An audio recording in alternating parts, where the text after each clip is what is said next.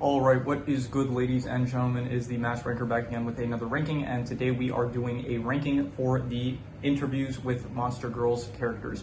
I did a review this morning for the anime, and now I am doing a tier list for the characters, and in general, I think I finally got like a schedule down for when I'm going to try to record most of the videos, and so I wanted to mention that, which is good. So there will be hopefully a bit more consistency with the channel moving forward. I think that might change within, I don't know, that might, I'm saying this now, I don't know if that's like for certain, because any time I say something like that, there's no 100% guarantee that that is going to be the case. But yeah, one more thing before we begin, we have gone from 10 to 11 subscribers. So once again, I'm going to give a big thanks to any of the new subscribers watching this. I hope you are enjoying the content greatly. I did realize that every time I say that, it does kind of like cause the risk of like, if someone does end up unsubscribing, then this doesn't end up aging well, but you know, it's fine. I thank anyone that's watching this, even if it's just a temporary sub. I still appreciate it greatly, and I appreciate anyone that is watching the content. Anyway, with all that said, let us begin. Starting off with, I just realized that I need to pull up the character names, so just give me a second. Okay, back to it. I opened up the names, so we have it now, and so let us just begin, starting off with the first character, Atsumi Imori. So she is basically just a side character. She is a student that goes to the same school as the Demis and Takahashi. So she's just like, she is one of the bullies that is mean to Yuko. Yuko, is that her name? Yuki? I forgot. Yuki, yeah. I'm still trying to stop myself from saying, if I try to say it, I'm trying to just not say anything and just have a pause, because that sounds less annoying. So sorry, I did it again. She was one of the bullies that was mean to Yuki, and she is probably D tier. I don't think any of the characters are F tier really, so I decided for a lot of these rankings, I don't consider a lot of characters to be F tier, so I think for a lot of rankings going forward, I'm just gonna have D tiers, because I don't think anyone is so bad most of the time that they end up deserving of F tier. So I'm gonna say that she is, I'm gonna probably do the side style, I think so.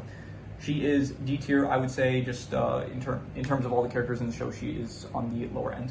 Hikari, I think that she is an A tier character. I liked her. She was very good. She was a vampire, and she had a good rapport with Takahashi. She was interesting as a vampire, specifically with stuff related to like the biting and stuff, and the need to be away from sunlight because it is not good for her. She was good, and she was the most optimistic and energetic character in the show, which was fun to watch. This is Hikari's sister, which is Himari. She was also good. I would give her a solid B tier. I would say she is entertaining to watch. She is the sister of Himari, and so she does very much care for her, and she does try to help her out when she can. A lot of the time she is speaking with Takahashi, and her character is kind of based around Hikari, and everything she does is mostly in relation to Hikari as a character. So because of that, it would have been maybe nice, I guess, to see a bit more of her on her own, but as her relationship with Hikari is good, so B tier, I'd say. This is one of the other students that was not really just a side character in the show, Junichi Uta. I would give him probably D tier. He's probably the character you see the least of out of any of the characters in the show. He's kind of just like the friend of, what's his name? This one, Yusuke. So he is D tier, I would say, just not very memorable, to be honest. He doesn't really do much, so low D tier. This is Hikari's father, who I liked. He wasn't in the show for much, but the bit that he was in, I would say he was very good. I would say A tier.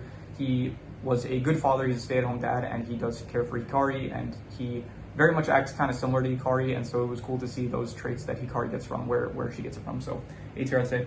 This is Kurtz, and to be honest, I don't know, I don't really like him as much as I thought I would, but he shows up. He's in like one episode, really, more like 2 episodes, but he's the main character in like 1 episode, and he has like an ability where he doesn't feel the effects of succubus, so he's able to work with Ugaki when it comes to dealing with Saki, but I don't know, nothing really ends up coming of his character, so because of that, I'm just gonna have to give him I say he was a bit unique, I'd say, with the whole like being German and stuff, I guess. So he was more standout than some of the side characters, I'd say. So I'll just give him C tier. Machi, I would say she is A tier, and I think that not as much as Hikari, though. I still think Hikari was better. I thought Machi was good, though. She was very interesting, her character, especially with the whole the physics side of it. That was a good episode where she meets with Soma, and they discuss the physics of like a dueling hand and stuff. And in general, I didn't really I didn't even know what a Doulahan was before. Like, I knew what it was, but I didn't know the name for it. So that was cool. She's a good character. She faces the most struggles in my opinion because living with having like your head severed your entire life, that is a very difficult thing to deal with. So she kind of faces, it feels like, the most problems in the show, and she is good.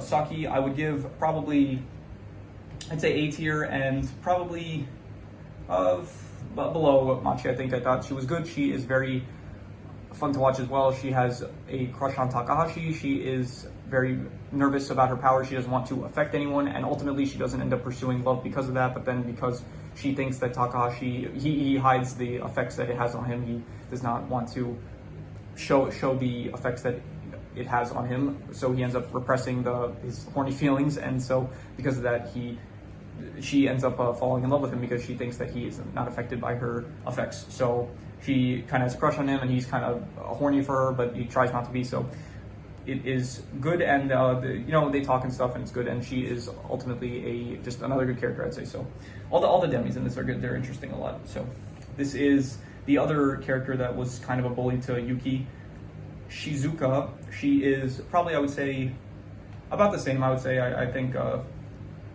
I don't know, I'd say low D tier. I think she was kind of meaner, so I'm putting her a bit lower, but she was like, not really a bad character. It's just like, she was a bully, and then afterwards she was no longer a bully, and she was kind of like, not really a friend, but she became more friendly with the demis. So yeah, nothing much to say about them.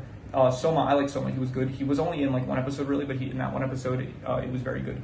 I'll say low A tier. He was interesting. It was cool. It was probably the most unique aspect of the show that you got, where it's like related to the demis. Up until this point, you had interviews that Takahashi had with the demis, and Soma gave like a different perspective of speaking about how it relates to like a physics side, which I did appreciate. I would think to myself, like, it was actually something I was wondering about. Like, not I wasn't wondering about it, sorry, but I was thinking about, like, I had like, there's questions that you as a viewer like come up with, like, what if stuff like Machi, like, what if she had her head on, what would that look like? And it was actually in the same episode. They did show what she would look like with her head on. And like, there's some questions that you as a viewer can come up with, so it was interesting that they kind of explore some of those questions that even I didn't think of. And when they did start speaking about it, it was like, oh yeah, that is kind of interesting. Like, when she eats, how does it teleport to her stomach? So it's interesting that they actually like decided to explore one of those ideas with the episode with him. And he was good, like his thing where he seems always like happy and confident. So that was a good character trait for him, and it was good. I liked this character. Takahashi, S tier character, definitely loved him. He was my favorite in the show. I think he was a very caring teacher, very like the prime example for what a teacher should be. I feel like just cares for the students and stuff. Keeps boundaries though, which is important, and helps students grow, and does not helps them with their problems and he does care for them to the point where it's like he is willing to step back in his position where it's like he is trying to help them, but even when he is confronted with the fact that he might be doing the opposite and he might be hindering their progression, he does decide, you know what, I'm going to try to step back a bit, which is good. I liked him. He was good. The interviews with him were great. All the questions that he had, and him trying to come up with solutions for the demis was great for his character, and ultimately he is just a great character that I liked a lot. Ugaki, I didn't really care for him too much. Like, he said he was like the head of the demi department for the police, but he didn't really end up doing anything. Like, he did speak about succubuses and stuff and like the issues that sometimes he faces, but ultimately he just kind of ended up going to the school, checking out the school, and not really doing anything there. And then speaking with Takahashi, which I guess was fine, but then after that he just every so often Saki would call him, or he would call her, I think. But yeah, so he had like a relationship with Saki, like not like as in a romantic one, but just a professional one, I guess, or a friendship kind of one. Yeah, that seems right. So he ended up just kind of being in the background, not really doing too much. So I would put him probably, I'd say, also C tier, I would say, and honestly below Kurtz, because Kurtz, like, he kind of had more of an impression, it felt like, than Ugaki. Like, Ugaki was in the show more, but Kurtz kind of, the moments he was in, at least they were kind of more memorable, even if he didn't really end up doing anything either. So yeah, the vice principal, I actually really liked it. Not even his character so much, but just what his character brought to the show. And I would probably give it a probably low B tier, I'd say. I thought it was like good how he's not in the show too much, but it's like you do see him, and at first it's like he does seem like kind of sinister in a way, because he does seem like he sees like what's going on. It's like he has this like face of like disapproval, so you're wondering like what's going on with that, and then you kind of at least me, like, I thought like, okay, this is kind of like, this seems malicious and sinister, I wonder what's going to happen. And he does speak with Takahashi, but then you realize like no, he's coming from a place of like caring for the students as well. Like he wants he wants the Demis to be able to grow and be able to solve problems on their own, but he thinks that Takashi, him helping solve all their problems, it's not good for them because they're not understanding how to face issues on their own, and ultimately that's going to end up hurting them. So I thought that was a really good choice it was an interesting conflict like towards the end of the show, because up until this point it was kind of like pretty chill. The show, it is a pretty chill show like that you just watch, where it's like just each episode is like, you know, they have some problems here and there, and like they have interviews and stuff, which is fun and all that, but there's no like actual conflict between like the characters. There was one where it's like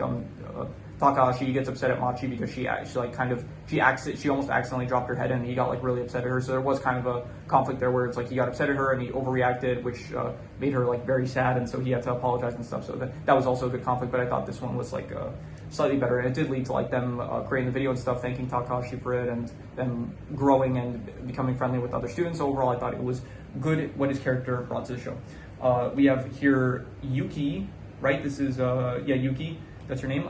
She is honestly my favorite Demi. I think I liked her the most just because they added like a trait of hers where it's like she really liked comedy manga, but she would hide it from Saki.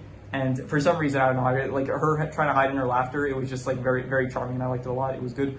I also think that the Snow Woman stuff was good, like the stuff with like the ice and stuff, and I don't know, like controlling her, like making ice in the water, like her having to like get embarrassed and stuff, like, or not embarrassed, but she had to act very, I forgot what it was. It was like not act embarrassed, but act like I forgot what it was, like act a certain emotion and would cause like ice to get in the water. I thought that was funny. So overall, she was good. I liked that. Also, the Mint's hair design was good. I like that color. It was reminded me of made me want to eat mint ice cream. So that I should buy that sometime. I should go to the supermarket next time. I should get some of that. So yeah, she was my favorite Demi, to be honest, and she was a good character. Finally, here we have, what is his name? I forget. Yusuke. He was kind of just a pervert. He was in a lot of episodes. He just wanted to. He was kind of just like spying on Saki most of the time. I think I'm saying her name right. I really hope I'm not. It is Saki. I'm pretty sure. Yeah, Saki.